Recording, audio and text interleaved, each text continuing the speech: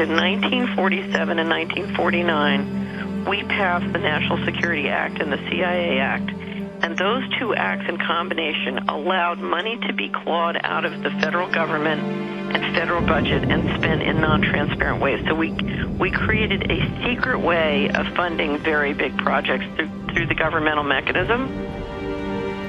It all comes back to a point after World War II where literally the government lost control of the technology. We had the most powerful, secretive black technology in the world, including some that we brought over from the Nazis. And a lot of what we're dealing with goes back to the fact that we've had since then 50 to 60 years of incredible non-transparent governmental flows going into basically corporate-controlled technology that many of us don't understand. Apple, Microsoft, and Tesla. All three have been on a roll since mid-June. New concerns tonight about the social media giant's role in fake news and elections. These firms have too much power, our economy, and democracy.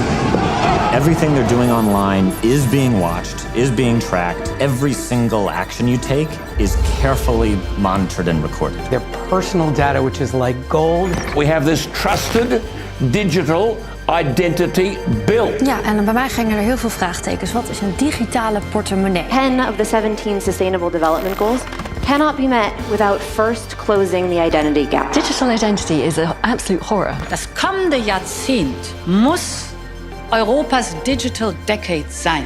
We won't be able to do that with traditional systems. The regulation for the EU Digital COVID Certificate. Vote is closed and it is adopted. The passport infrastructure is in place. You bring in that digital currency and you've got this total control. What happened? Where is the critique of capitalism itself, which has led to a system of horrendous inequality?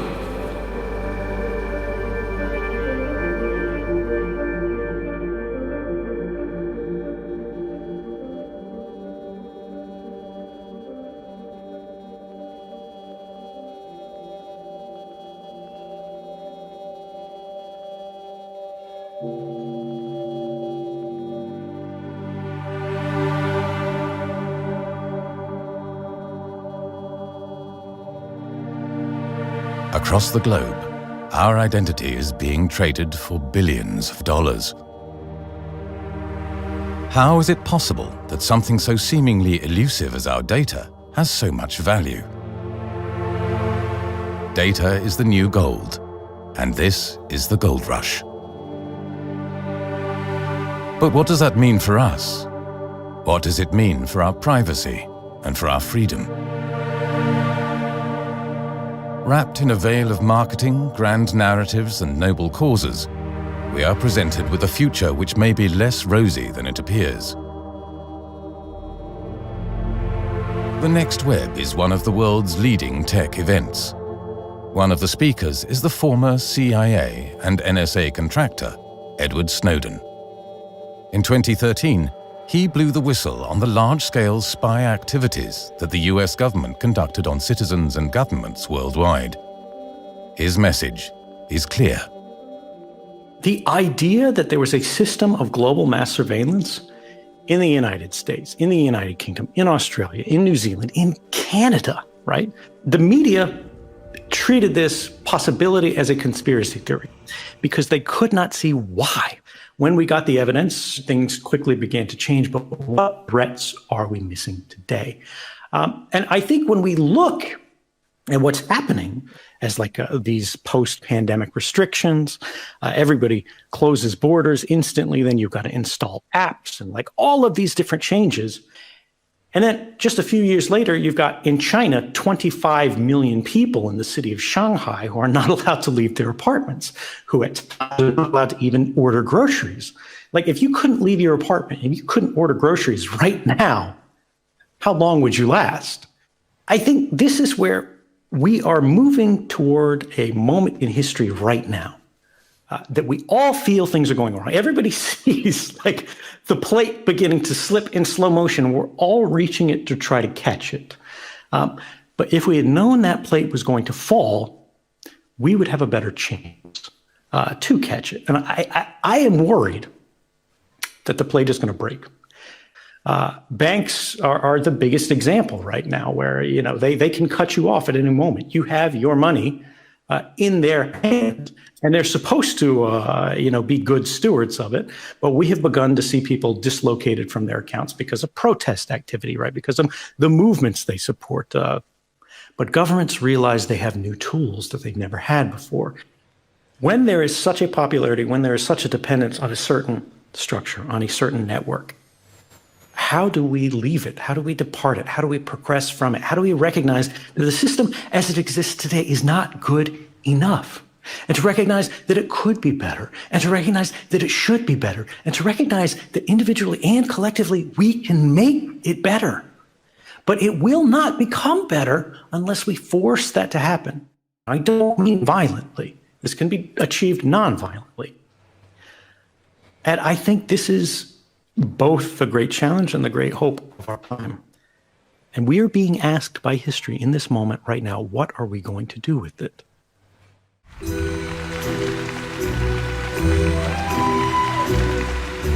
Spearheading these developments is the digital identity. The digital ID industry is a booming business. According to analysts, its potential revenue is $30 billion in 2024, which could rise to $50 billion in 2026. It should come as no surprise that big tech corporations like Microsoft, IBM and MasterCard are heavily represented in the lobby for a global system of digital IDs. Jedes Mal, wenn eine Website uns auffordert, eine neue digitale Identität zu erstellen oder uns bequem über eine große Plattform anzumelden, haben wir in Wirklichkeit keine Ahnung, was eigentlich mit unseren Daten passiert. Und das muss aufhören. Und aus diesem Grund wird die Kommission demnächst eine sichere europäische digitale Identität vorschlagen.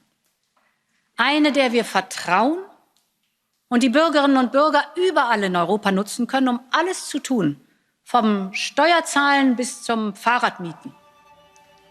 Eine Technologie, bei der wir selbst kontrollieren können, welche Daten ausgetauscht und wie sie verwendet werden. Arno Wellens is an author and investigative journalist specializing in finance. For his book, The Euro Gospel, he has immersed himself in the policy-making of an ever-expanding Europe. Wellens keeps a watchful eye on the progress of the European digital ID. Welcome to this press conference following the Euro. Hoe het praktisch eruit ziet, de Digital Identity Wallet, is dat jij straks een appje hebt op je telefoon. En daarin zitten eigenlijk al jouw wachtwoorden en je rijbewijs, bankafschriften en elektronisch patiëntendossier. Dat zit allemaal in één appje. De Europese Commissie heeft gezegd, nou, wij komen met een toolkit in het najaar van 2022. En daar zitten alle elementen in en alle eisen en de middelen voor hoe dat er specifiek uit moet komen te zien. Maar mensen krijgen straks een app op hun telefoon waarmee ze zowel in social media als met een bank, als met mail, als met de overheid kunnen communiceren en hun vaccinatiebewijs kunnen tonen. Dat is hoe het er praktisch uitziet. A European digital ID is in the works for every EU citizen. An app will enable us to identify ourselves with our smartphone and choose which personal data we wish to share, both online and offline, with government institutions and private companies throughout the European Union. A so-called digital wallet will enable various attributes to be incorporated into it, such as government records, insurance documents, travel documents, personal data such as social media accounts, bank records, diplomas, credit card records, medical records, and vaccination status. As founder of Privacy First, Bas Filippini keeps track of all digital identity developments. Kom nog uit de tijd van idee, plicht, nee. En we zitten nu al in de fase waarin we dus hebben over digital ID, waar al je informatie op staat. En met uitsluitingsmogelijkheden om deel te nemen in het sociaal-maatschappelijk verkeer naar een stuk. Helemaal de foute dingen. Maar het kwam ook omdat ik langere termijn kijk. En ik zag het al aankomen. Feitelijk is de digitale identiteit natuurlijk ervoor zorgen dat jij beheer en beschikking hebt over je eigen data. En een stuk gemak over dat je niet al die pasjes nodig hebt. En dat je eigenlijk met één drager jezelf kan identificeren en door de maatschappij kan bewegen. Is daar iets mis mee? Nou, nee, want het is heel erg handig. Want als je dat in je wallet stopt, op je iPhone, op je smartphone, dan geeft dat enorm veel voordelen. Ken van Ierlant is a digital entrepreneur and big data specialist. He assists large tech companies with their digital transformation processes and knows the value of data like no other. Ik was laatst in Sevilla, wilde ik een elektrische fiets huren. En toen moest ik door tal van applicaties stappen om uiteindelijk na een uur dat ik gebruik kon maken van die fiets. Terwijl als ze hadden gebruik gemaakt van de wallet waar al deze informatie had dat in 10 seconden had dat gekund.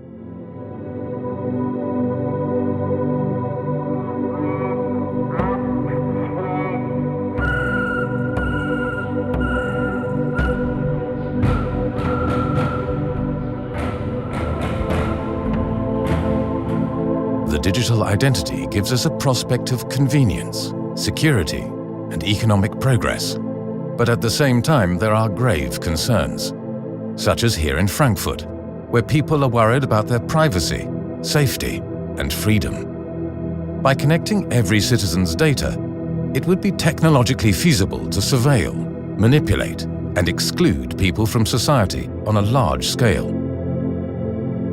Thus, in the wrong hands, this could become the ultimate means of control. During the 2020 pandemic, we saw how such means can be used to exclude people from society. The plans for a digital ID have been around for much longer, but the corona crisis gave governments free rein to fast-track a QR code ID system as part of the digital COVID certificate. Toen werd op een gegeven moment gezegd, nou ja, dus als je gevaccineerd bent, of je hebt een herstelbewijs, of je hebt een testbewijs, dan, als je aan een van die 3 voorwaarden doet, krijg je een coronacertificaat.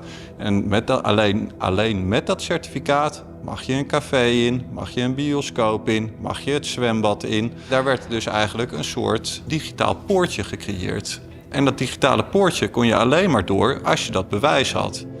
Tijmen Wisman teaches privacy and data protection law at the VU University of Amsterdam and is chairman of the Platform for Civil Rights.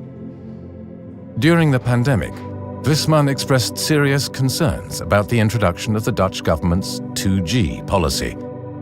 2G meant that only recovered or vaccinated people were allowed to visit public places, such as restaurants, cafes or swimming pools. Daar waar de risico's op besmetting het allergrootst zijn. De volle kroeg, de festivals, de evenementen, overal waar mensen bovenop elkaar staan. Daar wordt het mogelijk om alleen mensen toegang te geven die gevaccineerd zijn of genezen van corona. Ofwel de 2G-aanpak die we ook in steeds meer landen om ons heen zien. Getest, die 3 G, getest kom je dan niet meer binnen. En het werd dus gestimuleerd om je te vaccineren. En uiteindelijk is er een rapport uitgekomen van de TU Delft waarin werd aangegeven, dit werkt helemaal niet. Maar toch gingen we ermee door. In January 2022, the Technical University of Delft stated that the Dutch COVID pass was not functioning as planned. Their research, commissioned by the Dutch Ministry of Health, showed that the 2G and 3G policies contributed little to prevent the spread of the coronavirus. Je ziet dat mensen bereid zijn om, ook al is bepaald beleid inmiddels achterhaald door de wetenschap, dat mensen toch gewoon blijven gehoorzamen aan die technocratische uitsluitingsregimes die zijn gecreëerd. Maar je creëert daar wel een hele gekke samenleving mee. Want de gehoorzamen mogen blijven meedoen en de mensen die kritische noten plaatsen, die worden langzaam eigenlijk uit de samenleving en uit de structuren van de samenleving geweerd. En daarnaast maak je dus ook burgers handhavers. Dan wordt nu opeens de burger, die staat bij het voetbalveld te controleren of jij wel je stippeltje hebt in de buitenlucht. Ik vind niet dat je op zo'n manier een samenleving moet inrichten. Ik vind de QR-samenleving een fundamenteel verkeerde keuze.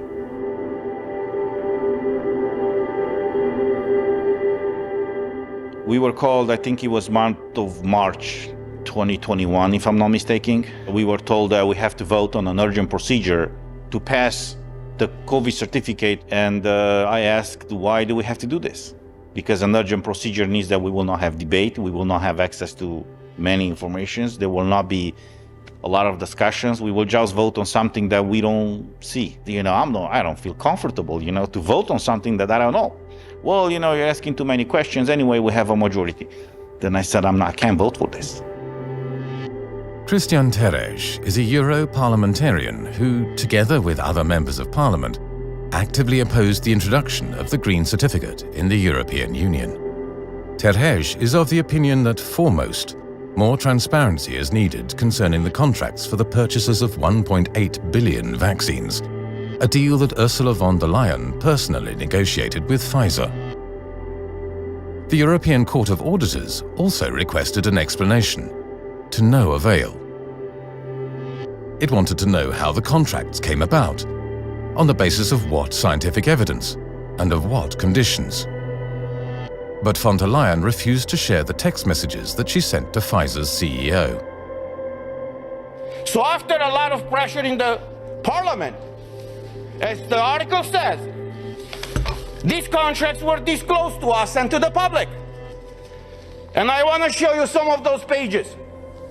And you tell me if this is okay for the European citizens to be exposed to this situation where they cannot come to work, they cannot enter a store, they cannot go with their kids to schools, where they cannot freely move from one country to another, unless in one situation is vaccinated with one of these products. So these are the contracts. These are the pages. In a free society, freedom, liberty is the rule. So you see how they changed the relationship now. Now, in order for you to freely move, you have to explain or you have to show certain things in order to have the privilege to freely move.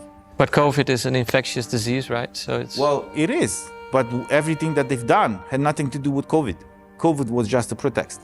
But what I know for a fact from different sources inside of the European Commission is that even before the Green Certificate was approved initially by the European Parliament, the Commission was already talking to certain companies, to build up the infrastructure. And here is mine. So everyone who is fully vaccinated or tested negative or has recovered from COVID can get one. And we have right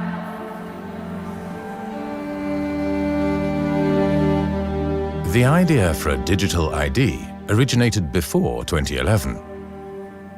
The OECD, an organization with 38 member states, set up to stimulate economic progress and world trade, wrote a report that advised governments to adopt a digital ID strategy.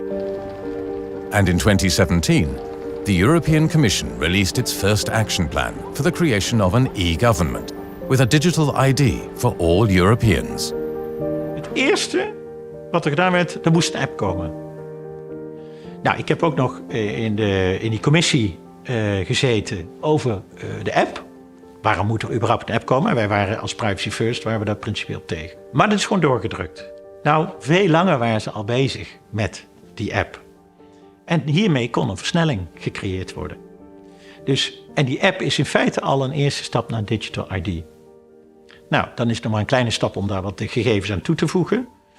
Dat gaat natuurlijk van kwaad naar erger. En zo is in feite COVID misbruikt als een soort social credit systeem, ook meteen binnen die app. Want je werd uitgesloten als je niet het juiste gedrag vertoonde. Maar mensen zullen altijd zeggen, we leven toch in een democratie. Een we hebben dus gezien, systeem zal hier nooit komen. Nee, maar we zien al dat we erheen gaan. En ik vind de COVID-pas was stap 1 binnen een democratie.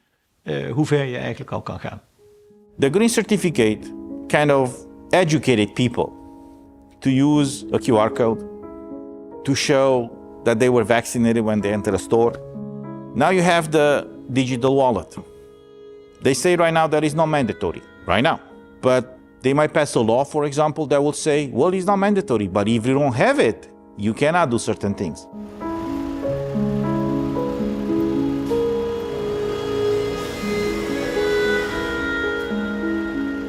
James Corbett is an investigative journalist and documentary filmmaker. In his renowned documentary, How Big Oil Conquered the World, he shows how, worldwide, sovereignty is increasingly being lost to technocratic forces. According to Corbett, we are entering a new era of extensive governmental control. There are different paradigms that we enter into as history unfolds and as different events take place. And I think for the past couple of decades, certainly the terrorist events of September 11, 2001 was used as one of those paradigms of control of society and was used as the excuse for the implementation of all sorts of measures that would not have been doable, really, without that justification, that presumed justification. In response to the attack on the Twin Towers on September 11, 2001, George W. Bush signed the Patriot Act, a controversial bill that would make it easier for the American intelligence agencies to surveil and eavesdrop on citizens on a large scale. The act was to be temporary, but this act has been extended to date in modified form and also has implications for American companies beyond the national borders of the US. Today we take an essential step in defeating terrorism while protecting the constitutional rights of all Americans. With my signature, this law will give intelligence and law enforcement officials important new tools to fight a present danger. What we have seen over the past couple of years is the rollout of the next iteration of the paradigm of governance for the planet, which is the biosecurity paradigm. It is now not in the name of some turbaned boogeyman hiding behind some corner who wants to blow you up. Now it's the virus that's hiding behind some corner and wants to infect you. And one of the obvious techno-solutionism answers to this problem is the COVID passports, the vaccine certificates. The specter of this was floated almost immediately in the wake of the lockdowns and other things that we saw in March of 2020. So the vaccine passport becomes the Trojan horse to the digital identification. Once people get used to the idea that they're going to have to present their vaccine passport in order to be allowed to travel to a different country, or even to travel to a different region within their own country, or even to go shopping, then it isn't a large step to say, okay, well, now we are going to implement that exact infrastructure for all access to all government services, access to leave your home, and people will be more willing to accept it.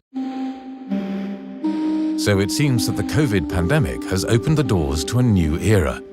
An era in which control and surveillance are facilitated and further normalized. A digital ID, to which all our data is linked, seems to be the ultimate means to this end. But the question arises, where does this push towards the centralization of our data stem from? And whom does it benefit? Er zijn twee redenen om dit te willen. En de ene kant is omdat er handel zit in jouw data. Want als al jouw data aan elkaar gekoppeld zijn, dan kunnen analisten die kunnen kijken wat jij allemaal uitgeeft, hoe jij te beïnvloeden bent. Er zijn mensen die jouw bestedingspatroon en jouw eetpatroon willen koppelen aan medisch onderzoek. En dat heet een European Union Dataspace. En daar zitten gewoon alle gegevens van mensen in. En al die plannen liggen er al. Daar zit een hele industrie achter. De bedrijven die appjes bouwen bijvoorbeeld. The French defense and tech company Thales is one of the corporations that is involved with the development of the EU digital wallet. Hello everyone, meet Lucy, student in psychology. And me, her digital ID wallet issued by the government to offer a wide range of identity services. In fact, I'm a handy way of proving and protecting her identity both online and face-to-face. Let's have a closer look at what I can do. I can help governments to better communicate with citizens. Right now, I'm reminding Lucy of the appointment she needs to schedule for her mandatory vaccination.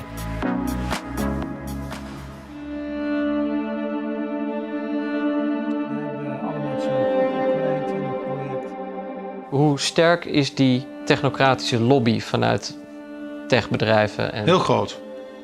Het gaat om geld. De hele digitalisering wordt aangejaagd door big tech.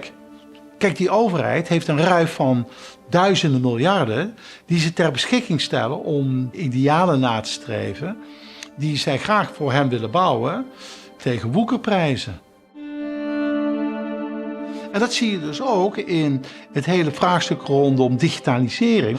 Is dat die overheid ziet dat als je er op een centrale manier dat kan gaan inrichten. Dan zie je dat al die Franse, Duitse bedrijven die zeggen, wauw, dat is geweldig, want het zijn miljardenprojecten. Daar worden honderden miljarden geïnvesteerd om een platform te creëren, om het identity van 500 miljoen Europese burgers vast te leggen en om daarmee ook een hele workflow te bouwen van wieg tot graf, om je daarin te gaan besturen. Vanuit het surveillance capitalism is er natuurlijk een soort van gratis model ontstaan op internet om consumenten bij jouw dienst aan te laten sluiten. De stap die daarna is gekomen is manipulatie van die gegevens om jou te bewegen in een richting waar je nog helemaal niet aan gedacht had. Totdat deze stroming gecombineerd werd met politiek.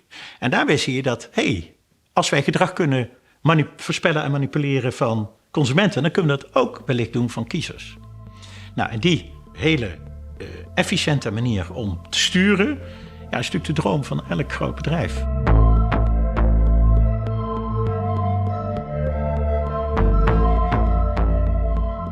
I think we can see the drive towards a digital identification coming through a number of groups that are identifiable, that have identifiable memberships. You could look, for example, to ID 2020 Alliance and its founding partners, including Microsoft and Accenture and the Rockefeller Foundation and Gavi, the Vaccine Alliance.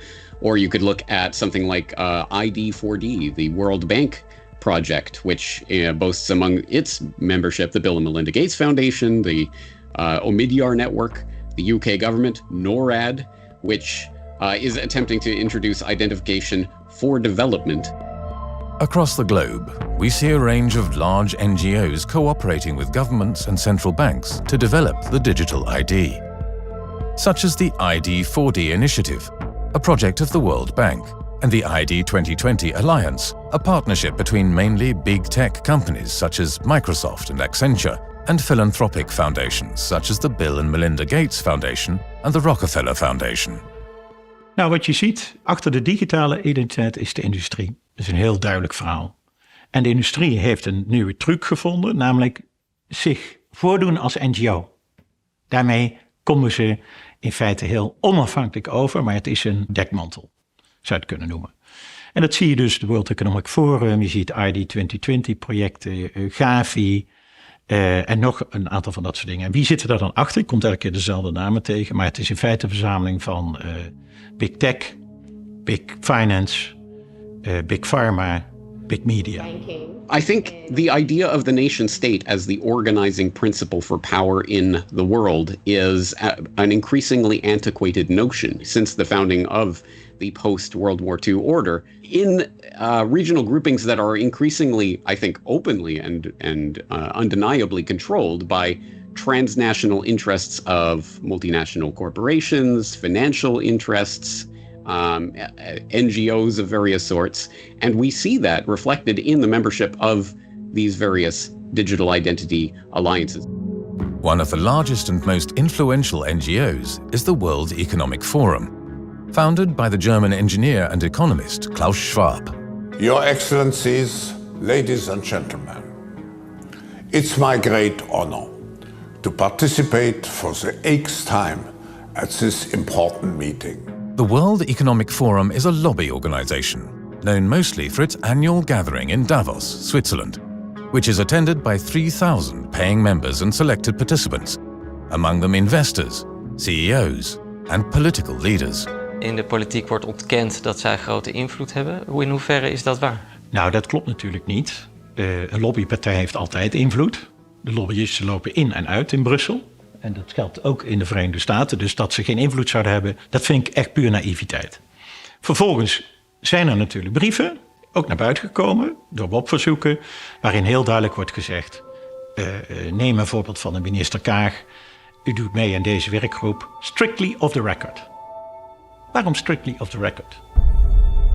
In December 2021, the Dutch government made binding agreements with the World Economic Forum, namely the execution of projects launched by the World Economic Forum, such as the Food Innovation Hubs, a network for global food innovation.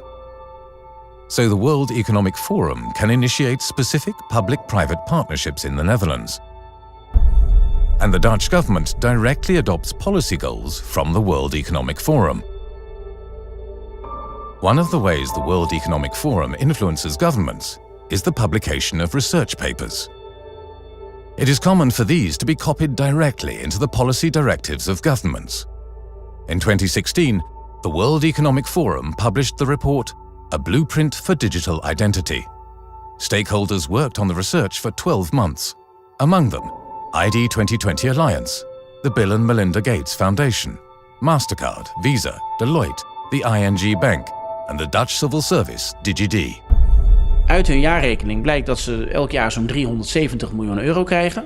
En daarvan gaat 40 miljoen euro op aan die conferentie waarbij al die mensen klimaatneutraal met hun privéjet naar Davos vliegen. En de rest gaat gewoon op aan het maken van die rapporten. En die rapporten die zijn 100% gefinancierd door die grote multinationals die er belang bij hebben dat die boodschap wordt verspreid. Dus het is een heel groot lobbybureau. En dan kun je je afvragen, ja, hoe omvangrijk is het? Hoe invloedrijk is het? Nou, in de jaarrekening van het World Economic Forum staat dat zij een actiecommissie hebben. En dat zien zij als een ministerie van Buitenlandse Zaken van het World Economic Forum. Zo heet dat ook. Dat kan rechtshandelingen verrichten. Dat kan contracten sluiten met de Nederlandse overheid. Als er een geschil ontstaat, dan is niet de Nederlandse overheid het hoogste gezag. Maar dan moet er naar een internationaal tribunaal worden gegaan. Een arbitragecommissie. Dus de regering die accepteert dat World Economic Forum gewoon als een contractpartner. De vraag die je moet stellen is het gezond dat een groep bedrijven zoveel invloed heeft op het beleid van de regering? En dat betekent eigenlijk, we hebben geen tegenmacht internationaal op industriële belangengroepen.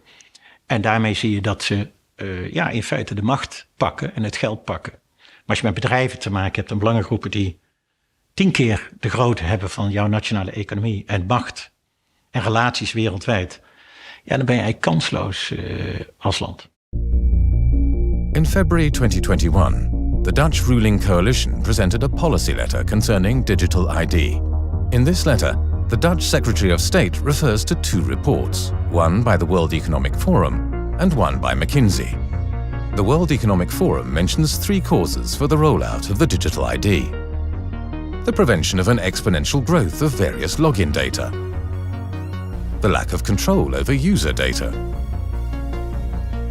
And that 70% of European citizens do not finalize their online purchases, causing a loss of potential revenue for web stores. The McKinsey report indicates that digital ID would offer economic opportunities. But this is based on research done in various developing countries, such as Nigeria, India and Ethiopia. So in the end, its economic rationale appears flawed. Die webwinkels, Amazon, bol.com, en hun lobbyisten die hebben berekend via een Deens bedrijf dat er voor $4 triljoen per jaar aan impulsaankopen niet doorgaat. En dat komt als jij op je telefoon zit. Hè? Als jij een reclame ziet, dan gebeurt het heel vaak dat mensen moeten inloggen. Ze moeten een paar stappen doen vanaf het zien van de reclame tot de daadwerkelijke betaling waarmee de koop definitief is. En dat zou makkelijker gaan als wij een digitale identiteit hebben die gelijk is op al onze devices. En dat is de enige economische wetenschappelijke onderbouwing die de regering aan de Nederlandse Kamer kan presenteren.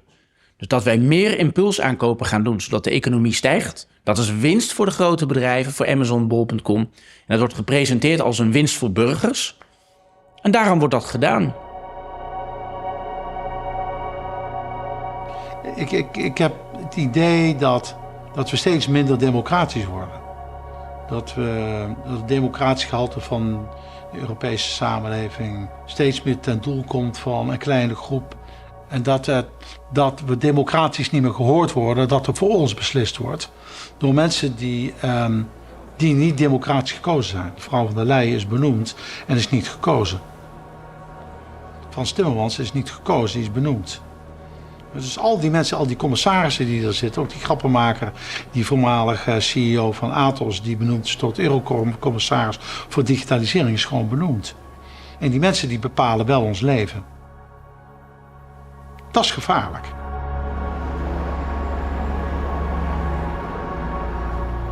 Everybody's pretending that we live in a democratic process, but we are not. We have some people in power, usually unelected people, unelected bureaucrats, who are not answering to anybody. On top of that, they are lacking any kind of transparency. Everything is segmented. You just see, a proposal comes on your desk, and usually there are backdoor deals before a proposal come to us. And seeing what was happening, for example, with the green certificate, what is happening now with many other things where there's clearly lacking any kind of transparency, this is a problem. Cristian Theres grew up in Romania during Nicolae Ceausescu's oppressive regime that lasted from 1967 to 1989. With the corona measures, such as the introduction of the European Green Certificate, Theres is very concerned about what are to him recognizable patterns. Everybody in Romania was under severe distress back then and fighting for pretty much for survival, because they rationalize food, they rationalize electricity, they rationalize gas. If you dare to complain or to oppose, for example, what was happening, you were immediately persecuted by the Secret Service. Seeing what is happening right now all across Europe, especially now being a member of the European Parliament, I don't want that experience again by Western Europeans in this case. And this is the reason why I'm heavily fighting for fundamental rights, for freedom and liberty. We're sort of at a knife edge at the moment. If we carry on going down the same path that we've become used to, and younger generations just take for granted, I think we are all going to be absolutely royally screwed, privacy-wise, human rights-wise, even democratically. Annie Machon is a former employee of the British intelligence agency MI5. In 1997, she and her ex-partner David Shayler became whistleblowers by lifting the veil on large-scale illegal spying by British intelligence agencies. Among other things, David Shayler revealed to the newspaper The Mail on Sunday that in 1996, the British Secret Service paid £160,000 to various terrorist organizations with the goal of assassinating Muammar Gaddafi, then leader of Libya. A number of his bodyguards were killed in the assassination attempt. Knowing the paper was about to publish, Machon and Shayler decided to escape to Europe. If you're traveling around Europe and you know that MI5 and the secret police are hot on your trail, because we've been on the inside, we knew all the tricks of what they could do in order to trace us. You had to pay everything in cash, you couldn't use ATMs, you couldn't book hotel chains because they could find out through those systems. So it's very much a case of just getting on a train with no warning, not prepaying for any tickets, disguising ourselves. So we keep moving around all the time. After what Machon had seen and experienced, she became an author, activist, and public speaker. With her knowledge of data security, she fights for more privacy and security online. What we are effectively facing to our lives online are a number of key threats. One, of course, is the intelligence agencies, the sort of state-level national actors that have this panoptic power to scoop up all our information globally. There's also the other threat from corporate spy companies. I suppose the most notorious over the last few months was something called Pegasus. Pegasus is spyware developed by the Israeli cyber defense company NSO Group. It is capable of being remotely installed without a trace, for instance via a missed call on WhatsApp, and offers complete access to every smartphone or computer. Pegasus was used for spying on activists, journalists, and political leaders from various countries across the globe, and is still being used worldwide to this day. And then I think the third vulnerability for us when it comes to privacy, we the people living our lives online, would be what I call the data farming, the data harvesting, which is what the big corporations do. They monetize our data. I mean, most people are aware of that aspect. But the sheer extent of how that can be micromanaged and microanalyzed, I think has only become more obvious to some people over the last few years. In March 2018, the social media platform Facebook landed itself in hot water after sharing its users' personal data on a large scale. In collusion with British political consultancy Cambridge Analytica, the personal data was used to manipulate the 2016 US presidential elections and the Brexit referendum, with highly specific targeting and misinformation. Tonight, Mark Zuckerberg once again facing skeptical lawmakers, pushing him on Facebook's failure to protect its users' private information. It seems as though you turned a blind eye to this, correct? Congressman, I disagree with that assessment. Never before in history had personal data been abused on such a large scale. And so authorities agreed that this should never happen again. The other issue around the spies and the corporate spies is they can't even protect their cyber weapons that they used to do their spying with, which means that they can fall into the dark web and be used by criminal hackers. So you have a situation where even the CIA and the NSA cannot protect their own classified information. And that's why I would suggest that things like digital ID is counterintuitive to everything I've been talking about for the last 25 years. Because effectively what we're doing is we're handing over, for convenience, the concept of our personal identity. You can just plug into all your government services and they say it's going to be private, but can they guarantee it? Because who is going to own the hardware on which it's stored? Who is going to run the software which runs it and organises it? Who is going to own the infrastructure, even the fibre optic cables going across the Atlantic or across the Pacific? So I don't trust our governments or our institutions to be savvy enough to protect that sort of very private information, which will be our whole scope of us online, and do it in a meaningful manner. Our data has never been safe online. History teaches us that it is nearly impossible to protect citizens from hackers, corporations, and governments themselves. And yet we are meant to believe that the digital ID will offer a safe solution for all our centralized data. Je hebt straks één plek waar alle digitale buit zit samengebald. Dus je hebt één slot, de vos, die moet maar één slot openbreken en dan heeft hij alle kippen bij elkaar. Alle digitale kippen. En dat is een enorm gevaar hiervan. Privacy is an important aspect of our online security. But as soon as money is linked to the digital ID, it becomes a completely different story. Because if it were possible to exclude people from the payment systems, then this could be abused as the ultimate means of control. Then a so-called social credit system doesn't seem so far off. Since late 2020, more than 100 central banks worldwide, among them the ECB and Federal Reserve, have started extensive research into the development of a CBDC, a central bank digital currency. A digital currency issued by the central banks. In countries including Canada, France, Saudi Arabia and China, pilot projects have already started. And in Jamaica and the Bahamas, the CBDC is already being issued.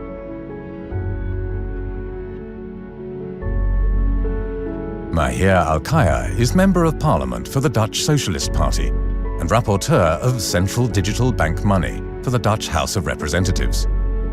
Ever since he became a parliamentarian, he has fought for more expertise regarding digital money.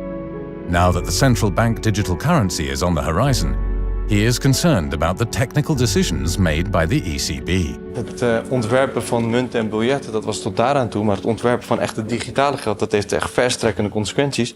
Moet dat ook zomaar kunnen, door onbekende technocraten achter gesloten deuren. Central bank digital currencies, of eigenlijk in het geval van Europa de digitale euro, dat zijn digitale munten die zijn ontworpen en die worden uitgegeven door de centrale bank. Op dit moment kennen we al digitaal geld. Hè? Dat is vooral uitgegeven en ontworpen door commerciële instellingen, commerciële banken vooral. Wat we tegemoet kunnen zien zijn diensten en digitale munten uitgegeven door de Europese Centrale Bank, waar commerciële banken niet meer voor nodig zijn. Co-Pierre Georg is a professor at the University of Cape Town and director of the UCT Financial Innovation Lab. As a consultant, he works with central banks worldwide in the development of central bank digital currencies. Central banks are very actively coming together under the umbrella of the Bank for International Settlements, the central bank of central banks, which has launched a financial innovation network, and they have sort of different fintech hubs in different jurisdictions around the world. And so in this forum, we are developing now this new infrastructure. The idea is that you get rid of cash. You have, fully digital means of payments, and there are ways to, give people who don't have smartphones access to digital means of payments. Technology-wise, all of this is currently being developed. So it's a matter of time before we see, those coming into reality.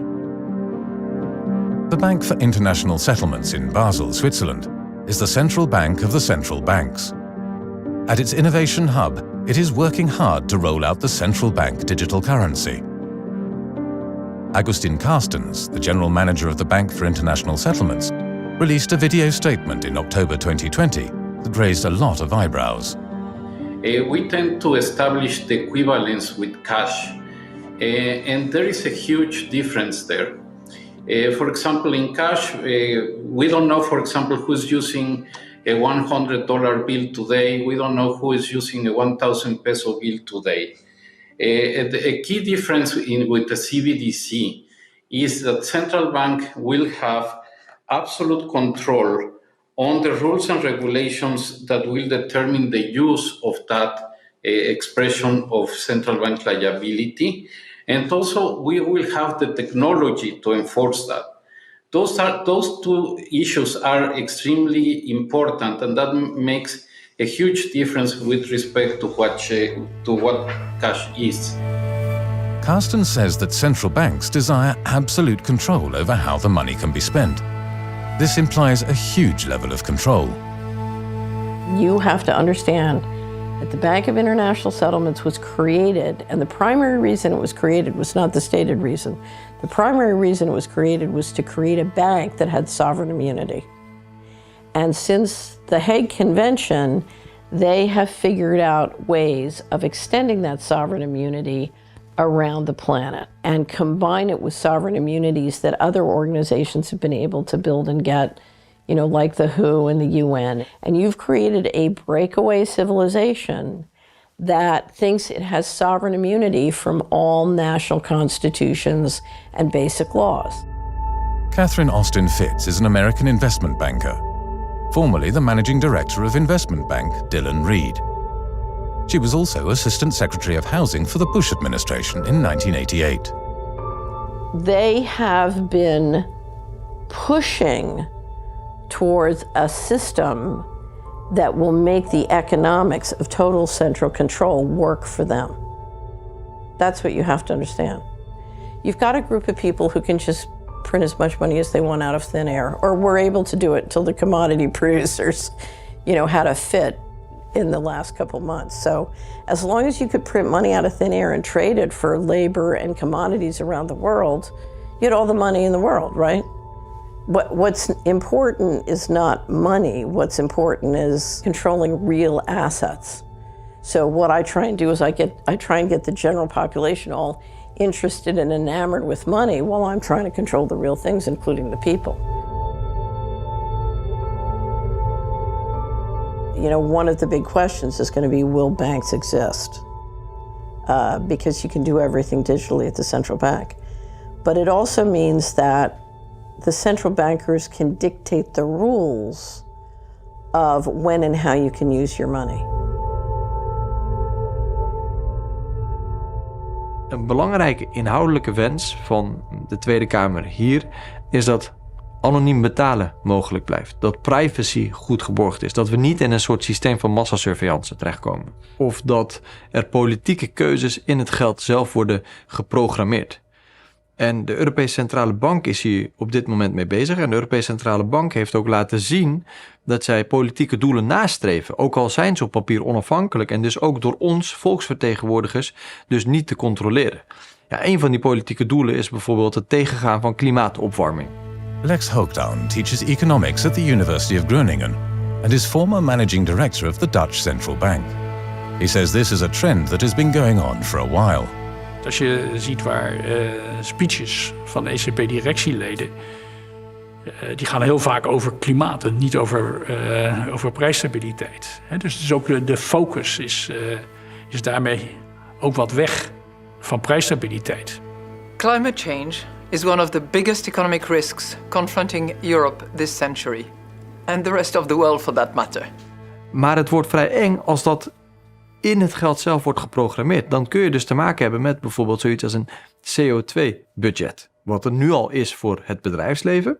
Maar dat zou straks ook zomaar kunnen zijn voor huishoudens. Als jij bijvoorbeeld te veel gas gestookt hebt thuis, dat jij niet meer benzine kunt tanken, omdat jij al aan je CO2-limiet zit.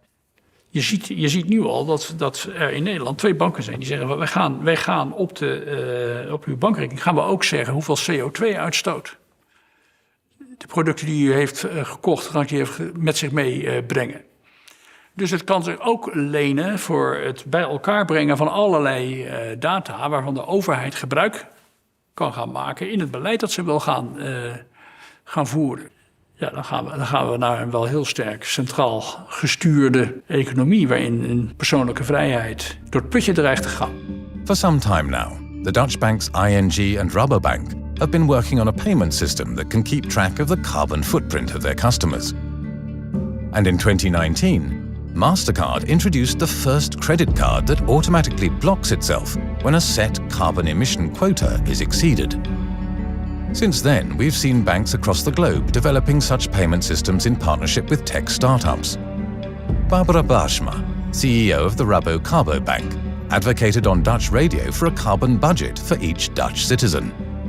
Als we nou eens iedereen, laten we beginnen in Nederland, die uitstootrechten verdelen en dat elk huishouden of elke burger een hoeveelheid uitstootrechten krijgt, zodat we opgeteld niet meer uitstoten dan onze grens.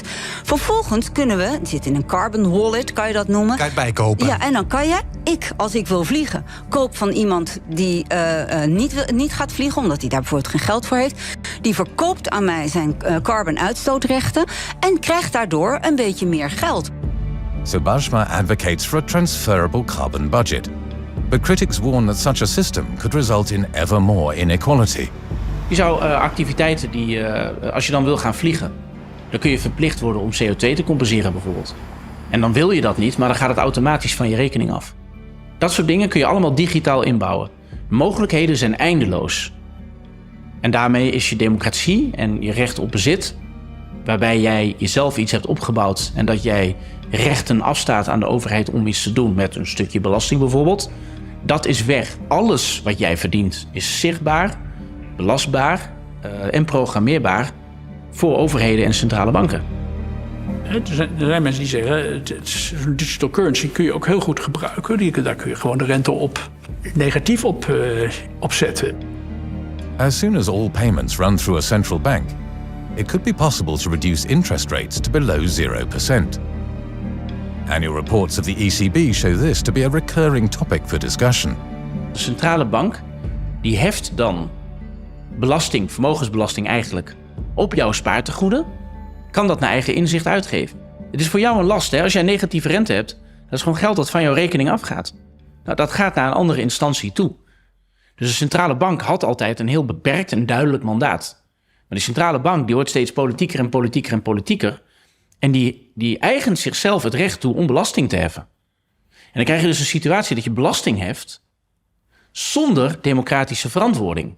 Dat is geen vooruitgang. Dan ga je terug in de tijd. To me, there's no more important issue because without a national sovereignty, you're going to lose individual sovereignty. So this war is going to come down to individual and national sovereignty. And with it, can the central bankers implement taxation without representation? And of course, their way to do it is to end currencies with, they call it a currency, CBDC, but it's not a currency, it's a control grid. It's a control grid that will permit them to run things centrally with AI and software and to tax without representation. And if they get their way, they will destroy not only all national sovereignty, they'll destroy all individual sovereignty. Het bestaan van contant geld zorgt ervoor dat niet in digitaal geld voorgeprogrammeerd is dat die negatieve rentes automatisch van kracht kunnen raken, omdat iedereen dan altijd nog de mogelijkheid heeft om het geld contant op te nemen. En dat is een belangrijk goed, die keuzemogelijkheid. In recent years, the use of cash has seen an enormous decline. In 2021, research carried out by the Dutch Central Bank showed that before the pandemic, 32% of all purchases were made using cash. During the pandemic, this dropped to a mere 20%. Brett Scott is an author and self-described financial hacker. In search of material for his books, he has immersed himself in the world of the City of London. In his most recent book, Cloud Money, he writes about the war on cash and the dangers of a cashless society. Many big players for quite a long time have been engaging in this war on cash, trying to push you away from the cash system slowly but surely. But when COVID came along, they really used COVID as an excuse to accelerate that process. A good example is the example of Visa and the NFL, actually. So Visa entered into the deal with the NFL to make their Super Bowls go cashless in 2019, before the pandemic, but they implemented it in 2020. And the narrative that was built around that was that it was because of the pandemic.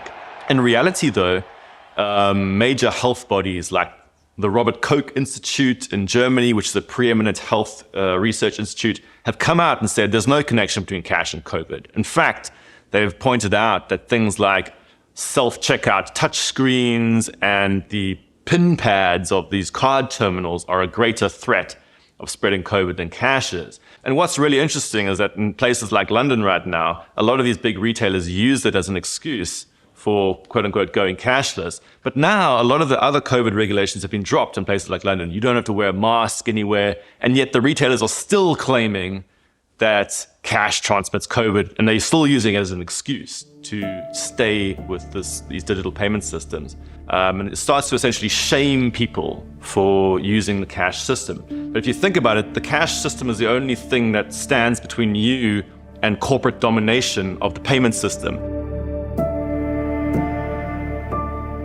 Als commerciële banken dan ook nog eens allemaal geldautomaten gaan weghalen, bankfilialen gaan sluiten en ook nog eens, dat is een laatste trend, geld in rekening gaan brengen bij mensen die contant geld willen opnemen, ja, dan wordt het nog onaantrekkelijker dan het al was, dat contante geld.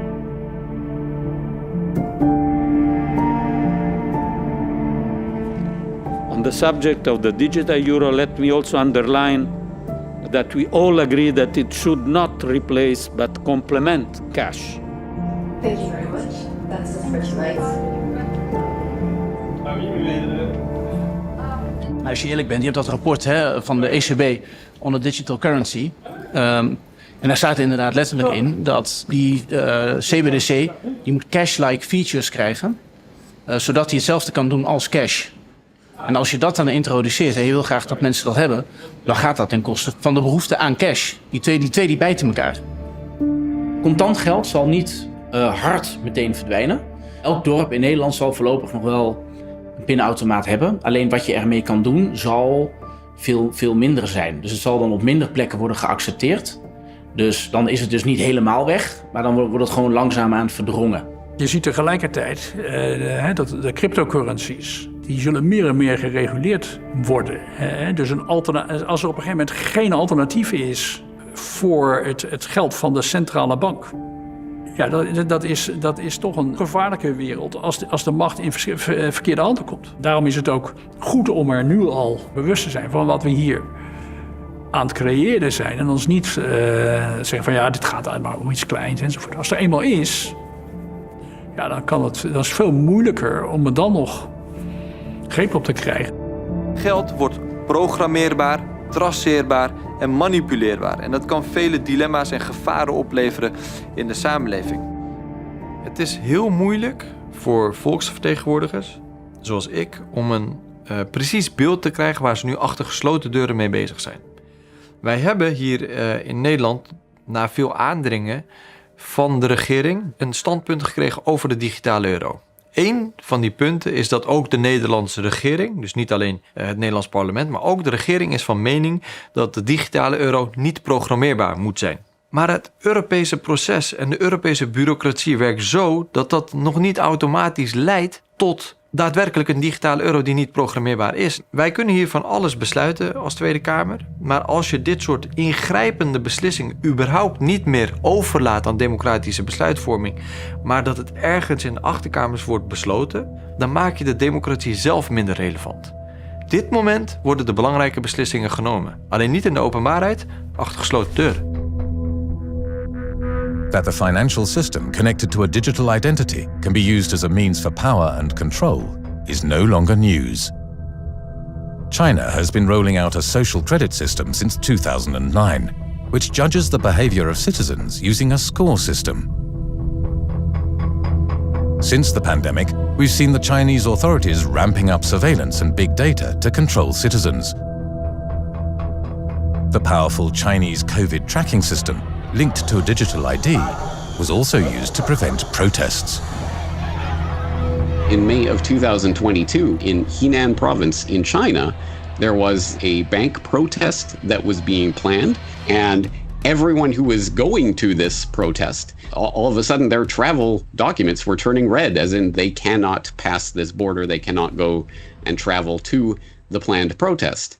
And because everything was digitalized, they just received a warning from the government that you cannot take your money out because you protested against the COVID measures, and you're not entitled anymore to your own money.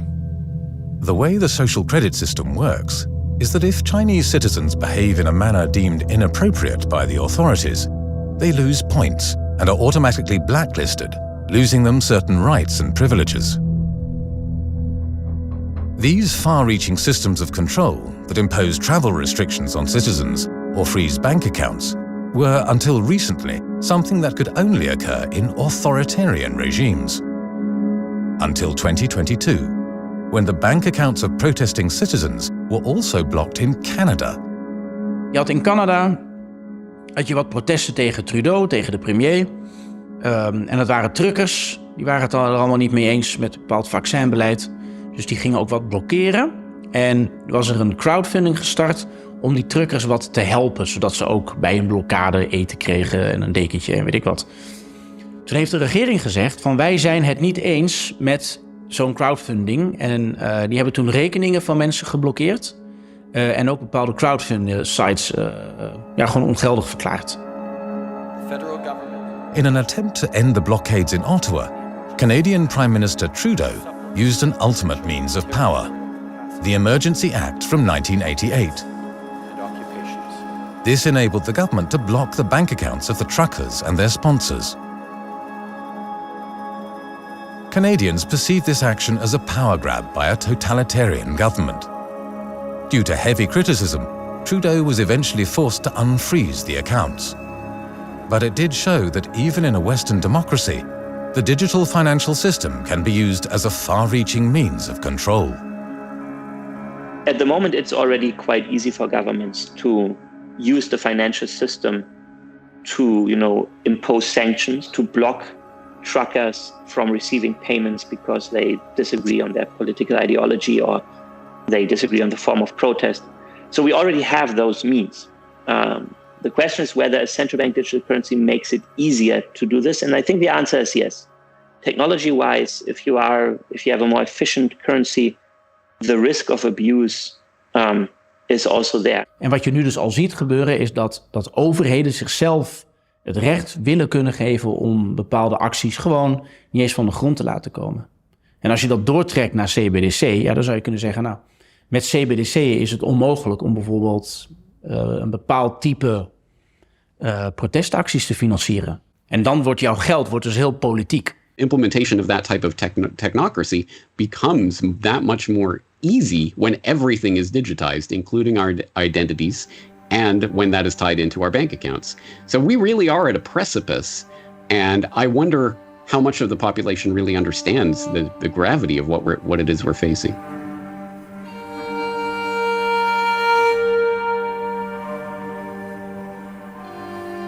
And unfortunately, there are no proper safeguards yet to avoid something like that. We receive assurances from Commission and from others that something like this will not happen, but I don't buy that. Because here's the problem. When you create a law, you have to think at the worst case scenario. You never know down the road, after the law is passed, who's going to come in power and use that law in a bad way. If things were to go badly and a government be elected that is more draconian, more authoritarian than we have been used to in the West since World War II, then that means that our digital ID will be wide open to abuse, to surveillance, to predation, and, potentially, as the Nazis did, arrest and deportation. It would make it so much easier for any ill-minded government to do that in any of our countries. This is exactly as it happened in communism. In Marxism, they said, no, people do not have rights. They have privileges granted by the government. So as long as you comply with what the government says, they will grant you those privileges. If you don't comply, or if you are an enemy of the state, for example, they will take those privileges away from you. And slowly we see this kind of mentality being implemented in the European Union right now. Because from a mentality, slowly but surely, they will implement this into laws. And that is the ideology of technocracy, which is essentially a quest to transition humanity from the beautiful, messy state of organic nature into humanity 2.0, where everyone will be tracked, traced, and databased everywhere they go at all times, and can then be fed into algorithms which will be able to determine the best course for society. Think of this as a financial control grid, okay? And all you have to do, you've been building it, and you've been building the infrastructure and the smart grid to build it. You only need to add 2 last pieces. And then it snaps into a digital concentration camp.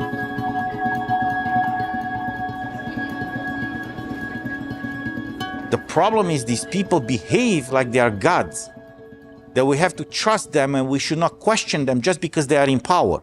Well, because they are in power, we have to question them. Because power corrupts. Power anywhere corrupts. This is the reason why us as citizens and you guys as journalists, you always have to keep an eye on what someone in power is doing.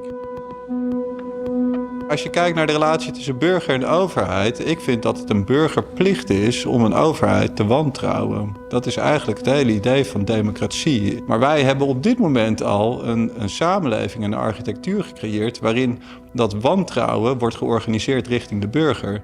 Daar zijn we nu al. En dan moeten we nu de bankiers gaan vertrouwen over wat er met het geld gaat gebeuren. En daar mogelijkheden worden ingebouwd om onze vrijheid nog verdergaande mate te beperken. Dat lijkt geen goed idee. The technical developments are gaining a momentum that we have not experienced before.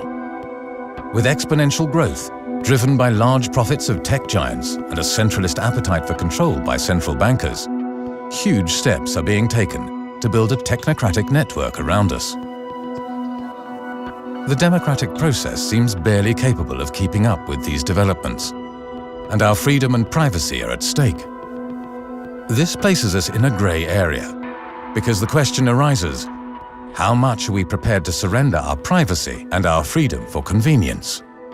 And what can we do to channel this movement to our benefit? I think people need to start looking for and leveraging all of those things that they can do to detach themselves from a system of technocratic control. And what that means in specific terms, I think, is creating and fostering communities of interest where people will be able to voluntarily and independently choose to come together to interact on the things that they want to accomplish, rather than being put into systems where you have no choice. You are simply another cog in the machine that is being constructed. Technologie wordt ook vaak op een soort deterministische manier gepresenteerd. Hè? Van, ja, weet je, dit is gewoon hoe het gaat. Maar dat is natuurlijk de grootste leugen, want als er iets maakbaar is, is het technologie. Maar je kan wel degelijk in de fase van het ontwerp van die technologie, kan je fundamentele keuzes maken. En op basis van die fundamentele keuzes kan je ervoor zorgen dat bijvoorbeeld de privacy van burgers beschermd blijft. Kan je ervoor zorgen dat uitsluiting niet mogelijk wordt gemaakt of heel moeilijk mogelijk wordt gemaakt. Door middel van technologie kun je juist veel beter op dit moment decentraal organiseren, samenwerkingen op andere manieren in gaan vullen.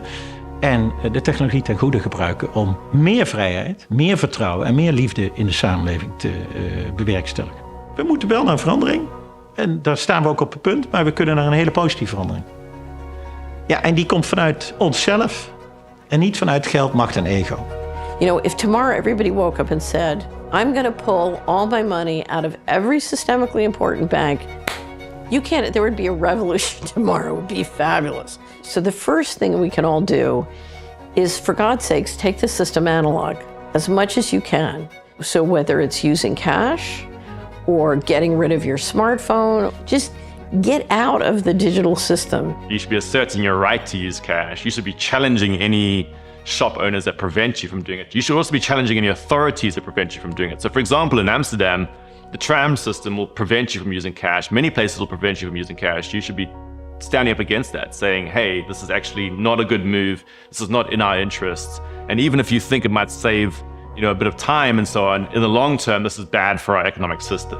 So obviously that means a rejection of systems that try to catalog and reduce human nature down to a digital ID, a biometric face scan or fingerprint or something along those lines, and more towards natural, organic, lived humanity of face-to-face interactions.